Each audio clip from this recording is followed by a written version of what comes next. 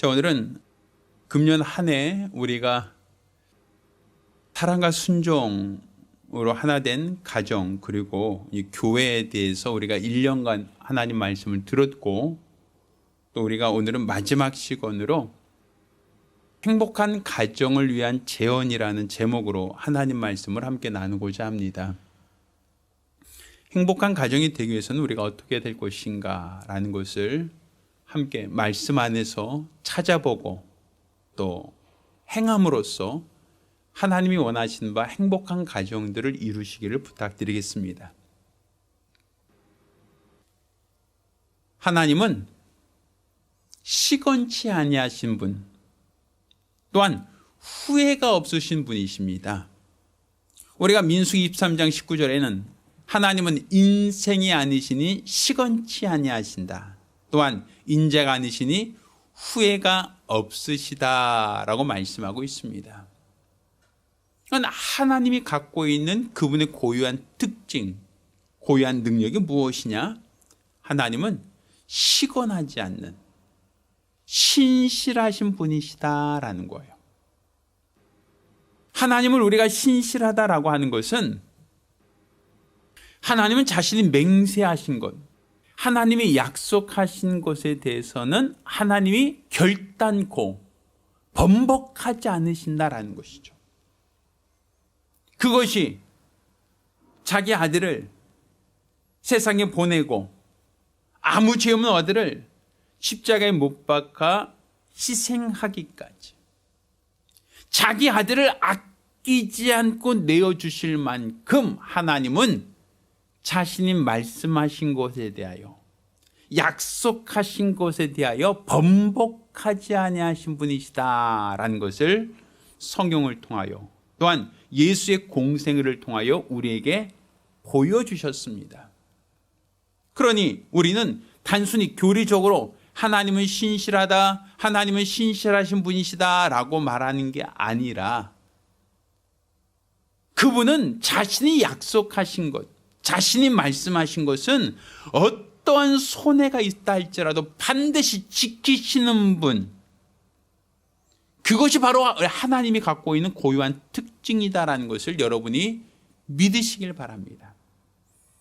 따라서 우리가 갖고 있는 이 믿음이 무엇이냐라고 하면, 세상 종교와 같이 치성과 정성을 드리는 그냥 막연한 기대를 가지고 막연한 소망을 갖고 치성과 정성을 드리는 게 우리 신앙이 아닙니다. 우리는 하나님이 정직하시다, 하나님은 시건하지 않는 신실한 분이시다라고 하는 이 확실한 반석 위에 우리 믿음을 건축해야 된다는 얘기입니다.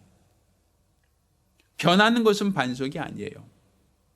모래는 집은 건축할 수 있지만 바람이 불거나 비가 내리면 모래가 떠내려갈 때 그 위에 세운 집도 무너져 버립니다. 세상의 이치, 세상의 교훈, 세상의 모든 것들은 다 변하고 변합니다. 그러니 세상에 있는 것에 소망을 두고 우리가 건축한다면 세상이 변할 때, 세상이 사라질 때 모든 것이 다 변하고 사라질 것이다라는 거예요. 여러분 생각해 보세요. 여러분 육체가 변합니까? 변하지 않습니까? 작년하고 올해 나의 모습이 비슷해 보이지만 10년 전 혹은 20년 전의 모습과 나의 모습은 동일하지 않습니다. 외모가 변했고 용모가 점점 노쇠가는 모습으로 내가 변해가지 않아요.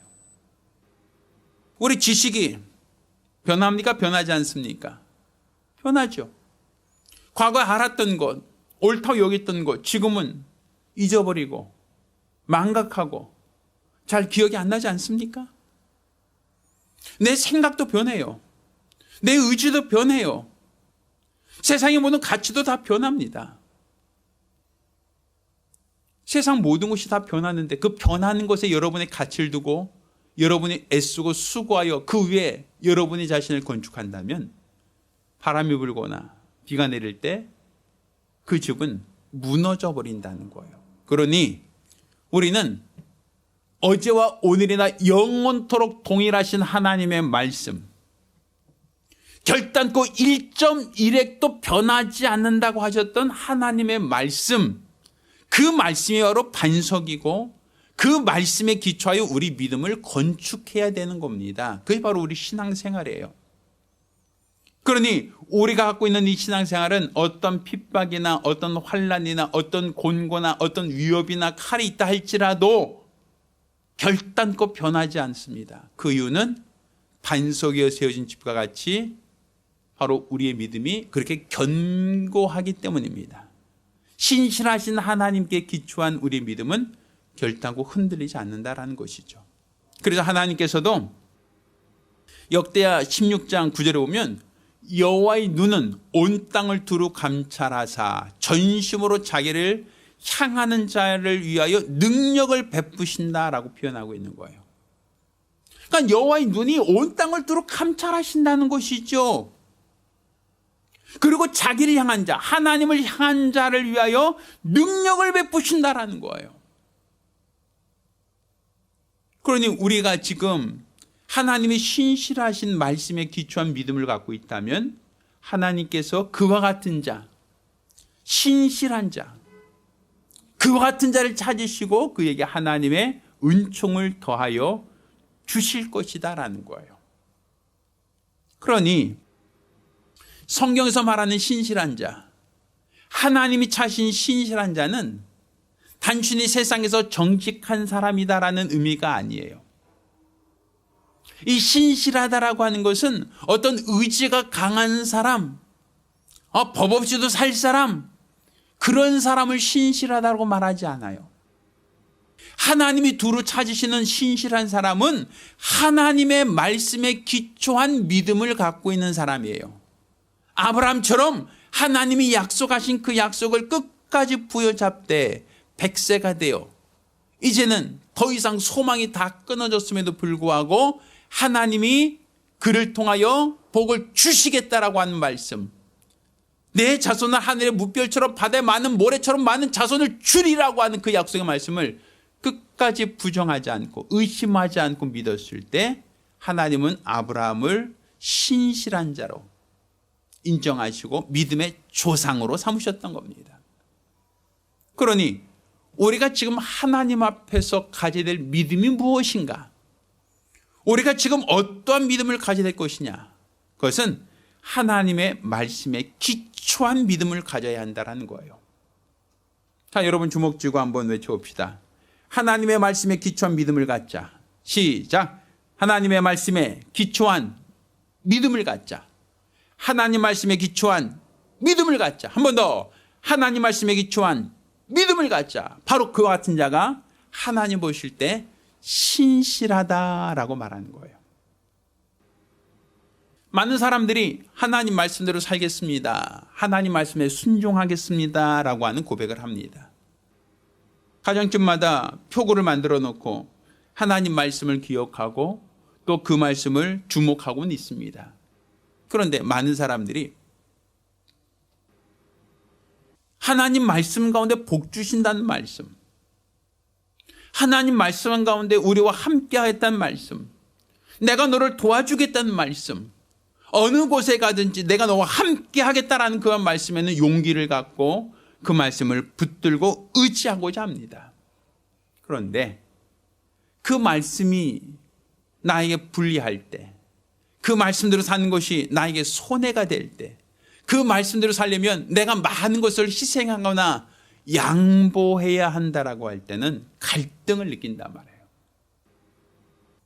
하나님 말씀 가운데 내가 들어서 좋은 말씀, 내가 들었을 때 위로가 되는 말씀, 내가 들었을 때 격려가 되는 말씀은 끝까지 붙들고 하나님 감사합니다라며 그 말씀을 암송하지만 그 말씀 가운데 나의 희생이 요구되어지고 나의 헌신이 요구되어지고 내가 그것 때문에 많은 희생과 많은 손해를 본다라고 할 때는 그것을 우리는 주저한단 말이에요.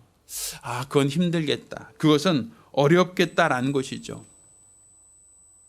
그러니까 우리가 하나님을 믿는다라고 하면서도, 하나님을 믿습니다라고 하면서도 그 말씀대로 사는 것이, 그 말씀대로 따르는 것이 쉽게 생각되지 않거든요.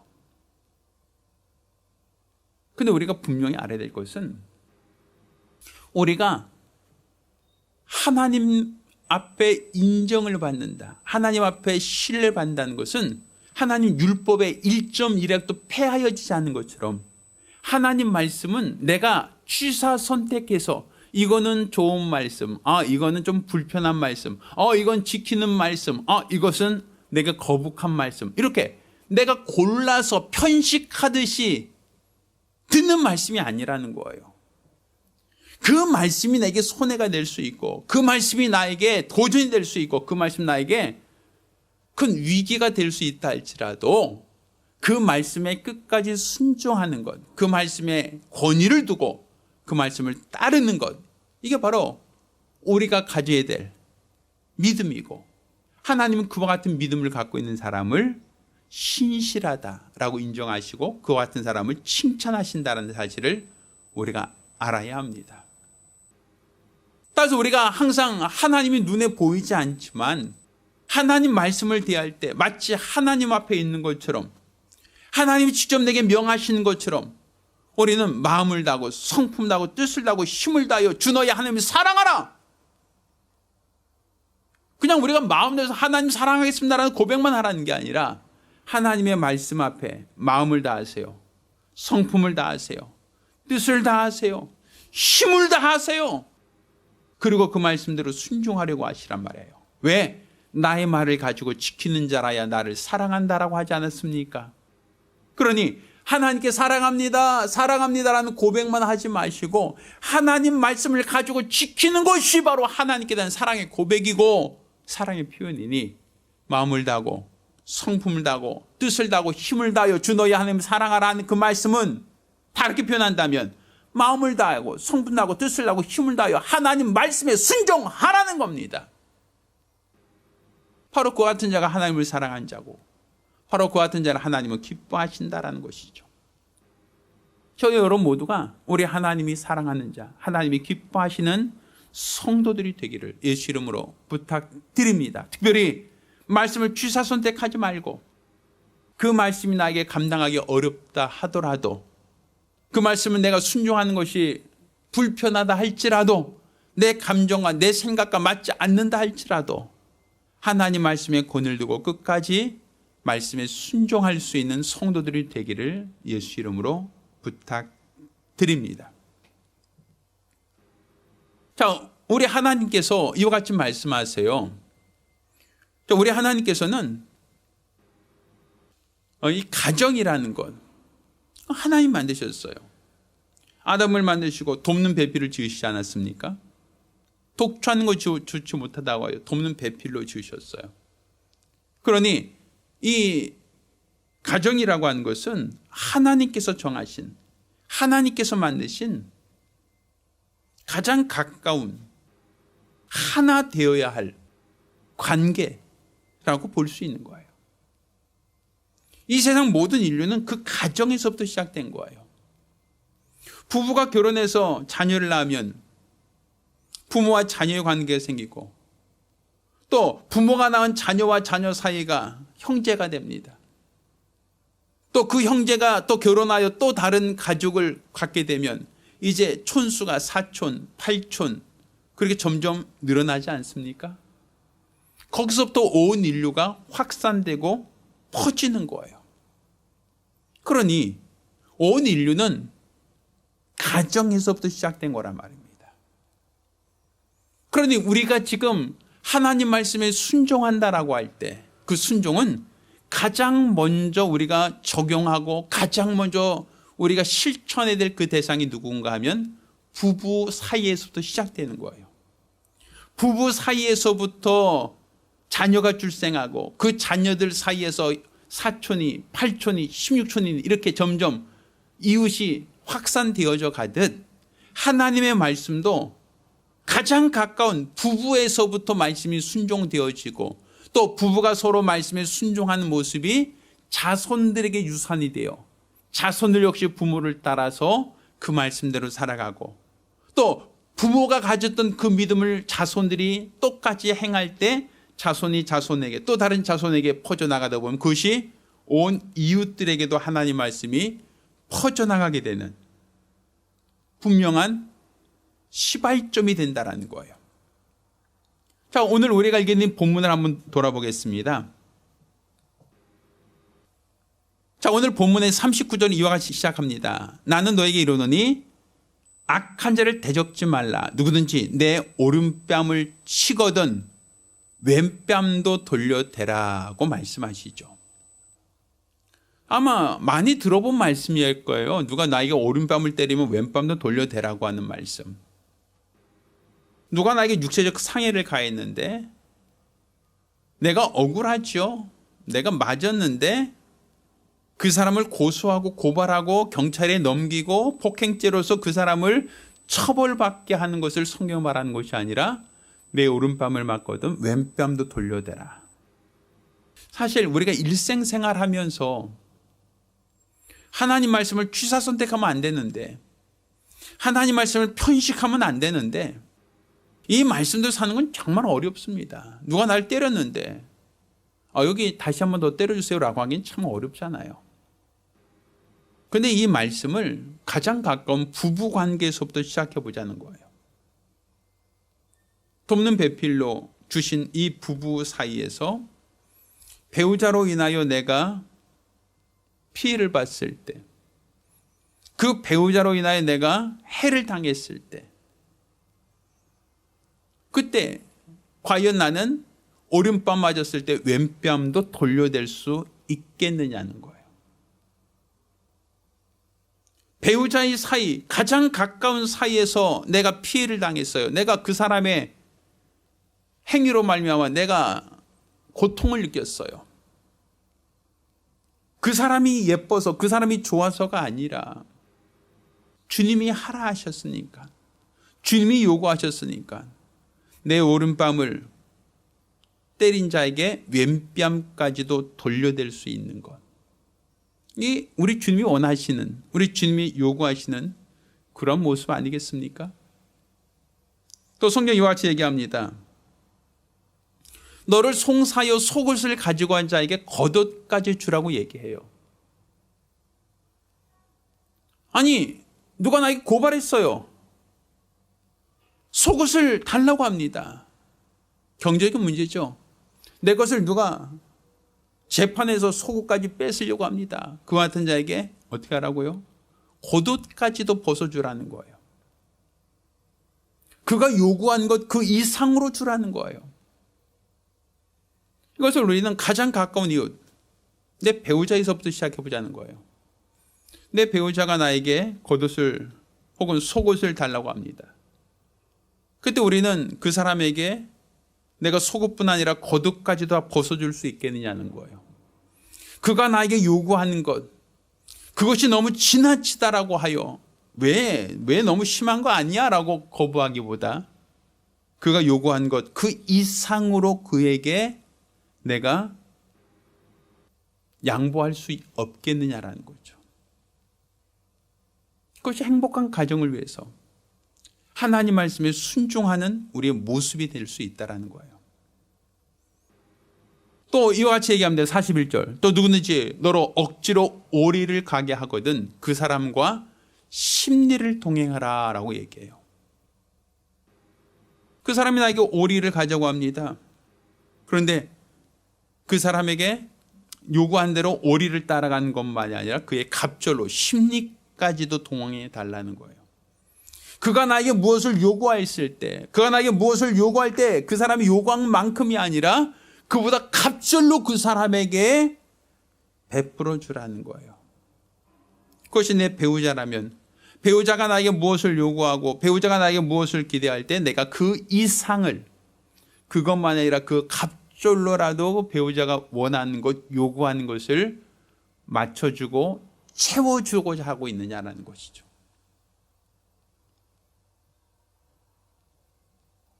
자, 오늘 또 얘기합니다. 43절, 44절. 또 이웃을 사랑하고 내 원수를 미워하는 것을 내가 들었으나 나는 너에게 이르노니 너희 원수를 사랑하고 널 핍박하는 자를 위하여 기도하라 라고 돼 있어요.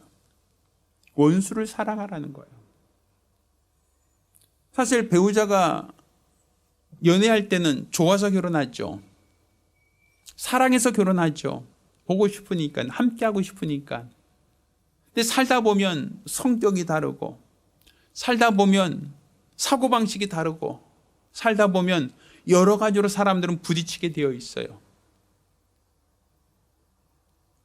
얼마 전 이런 얘기 들었어요. 가장 나쁜 남편, 어떤 사람이 가장 나쁜 남편이냐라고 할 때 아침 9시에 출근해서 저녁에 퇴근하지 않고 집에만 있는 사람이 나쁜 사람이래요. 그러니까 적당히 출근했으면 그냥 떨어져 있어야 한다는 거예요. 퇴근할 때까지는 최소한 떨어져 있어야 자유시간을 갖는다는 얘기겠죠. 근데 그 시간조차 없다, 같이 있는다라고 하면 갈등이 계속 생길 수 있다는 거예요. 오늘 본문은 뭐라고 하십니까? 원수를 사랑하랍니다. 너희를 핍박한 자가 있다면 위하여 기도하라는 겁니다. 그렇게 하면 하늘에 계신 너희 아버지의 아들이 될 것이다. 하나님의 자녀다라고 얘기할 수 있다는 거예요. 내가 지금 하나님을 아버지라고 부를 수 있는 자녀, 신실하신 하나님이 바로 나의 아버지라고 한다면 너도 그와 같은 신실한 자가 되어야 하는데, 너도 신실한 자가 되고자 하느냐? 그렇다면 이웃에게 어떻게 하라? 오른뺨을 막으면 왼뺨도, 또 속옷을 달라면 겉옷도, 오리를 가자면 심리도 따라가라는 거 아닙니까? 모든 사람에게 할 수 없다면 내 배우자에게만큼이라도 해보라는 거예요. 내 배우자가 요구할 때, 내 배우자가 원할 때 그것만큼이라도 해보라는 것이죠. 저는 어떤 분이 주례를 할 때 이렇게 신랑과 신부 앞에서 이런 말을 한 적을 들은 적이 있어요. 자, 어떻게 하면 행복한 가정이 될 수 있습니까? 할 때 오늘 본문 말씀이 어떤 기초한 거예요. 배우자가 기뻐할 때 그 배우자보다 2배를 더 기뻐해 주세요. 배우자가 슬퍼한 일이 있다면 그 배우자보다 갑절이나 더 슬퍼하시면 됩니다라고 얘기해요. 이것을 우리는 공감 능력이라고 얘기합니다. 배우자가 무엇을 원할 때 그것을 갑절로 해줄 수만 있다면 공감할 수 있는 거예요. 배우자가 기쁘거나 배우자가 슬프거나 배우자가 어떠하든지 그 사람이 원하는 것과 공감할 수만 있다면 그 가정은 행복한 가정이 될 수 있어요. 겉옷을 달라면 속옷까지도 줄 수 있다면, 오리를 가자 할 때 심리도 할 수 있다면, 오른뺨을 때릴 때 왼뺨도 돌려댈 수 있다면 그 가정 결코 다툼이나 그 가정 결코 무너지지 않습니다. 오늘날 왜 많은 사람이 가정에 대해서, 결혼에 대해서 부담스러워하고 또 결혼한 사람들에서 결혼을 후회하고 헤어지길 원하고 결혼 괜히 했다라는 그 후회 말을 하는 이유가 무엇일까요? 다 자기만 주장해요. 자기만. 나만 주장해요. 나만 따라라. 나만 내 나이에 맞추라고 얘기해요. 상대방을 맞추려고 하지 않죠. 예전에 어떤 분이 우스갯소리로 이런 얘기를 하더라고요. 이건 우스갯입니다. 어떤 사람이 천국에 가보고 지옥에 가봤다는 거예요. 물론 이것은 우스갯니까, 지어낸 말이니까 그냥 참작하고 들으셔야 됩니다. 천국에 갔더니 아주 큰 한 몇 미터짜리 숟가락이 있더라는 거예요. 근데 천국 가니까 그 숟가락을 퍼서 상대방에게 서로 먹여주더라는 거예요. 한 1미터짜리, 2미터짜리 이 숟가락 긴 걸 가지고 밥을 퍼서 상대방의 입에 넣어주더라는 거예요. 그 상대방도 마찬가지죠. 밥을 퍼서 내 입에 밥을 넣어주더라. 이게 천국이라는 거예요. 근데 지옥에 가봤대요. 지옥에 가니까 1미터, 2미터 되는 이 엄청나게 긴 숟가락 갖고 퍼서 자기 입에다 넣으려고 하는데 숟가락이 너무 길다 보니까 퍼서 자기 입에는 안 들어가고 계속 흘리기만 하고 배만 쫄쫄 굶더라는 거예요. 내 입을 채우려고만 한다는 거예요. 내가 갖고 있는 숟가락으로 내 입을 채우려고 하는데 이 숟가락 길이가 너무 기니까 밥이나 국을 퍼서 내 입에 넣으려고 하는데 이 숟가락이 너무 기니까 입에는 안 들어가고 계속 음식을 흘리고만 있더라는 것이죠. 이것을 지옥이라고 얘기하더라고요. 자기 욕심만을 채우려고 하는 것, 자기의 정욕만을 요구하는 것, 이것은 지옥이에요. 거기는 행복이 없어요. 그렇지만 똑같은 숟가락을 갖고 있다 할지라도 내가 퍼서 상대방의 입에다 계속 넣어주면 그 사람도 나에게 음식을 퍼서 넣어줄 것 아닙니까? 상대방이 오리를 가져오면 십리를 가지고, 오른밤을 때리면 왼밤도 돌려대고, 속옷을 달라면 겉옷을 줄 수 있는 것, 그것이 바로 상대방이 기뻐할 때 갑절로 기뻐할 수 있고, 슬퍼할 때 그보다 더욱더 갑절로 슬퍼할 수 있는 가정, 그 가정은 바로 행복한 가정, 하나님 말씀에 순종하는 가정이다라고 볼 수 있습니다. 바로 그와 같은 가정이 바로 하나님 앞에서 하나님의 아들이다라고 칭할 수 있는 가정이 될 수 있는 겁니다. 저희 여러분 모두가 우리 하나님이 기뻐하시는 가정이 되기를 예수 이름으로 부탁드립니다. 하나님이 찾으시는 가정, 하나님이 기뻐하시는 복되고 거룩한 가정이 되기를 부탁드립니다. 할렐루야. 기도하겠습니다. 우리가 기도하실 때 금년 한 해 우리가 사랑과 순종으로 하나 된 가정 그리고 교회에 대하여 우리가 말씀을 들었습니다. 오늘 내가 내 정욕을 채우는 것이 아니라 말씀에 순종하여 배우자를 생각하고 배우자의 필요를, 배우자의 요구를 먼저 들어주고자 한다면 여러분의 가정은 어느 가정보다 행복할 수가 있습니다. 저희 여러분 모두가 우리 하나님의 말씀에 순종함으로 행복한 가정이 될 수 있도록 위하여 한 목소리로 기도합니다.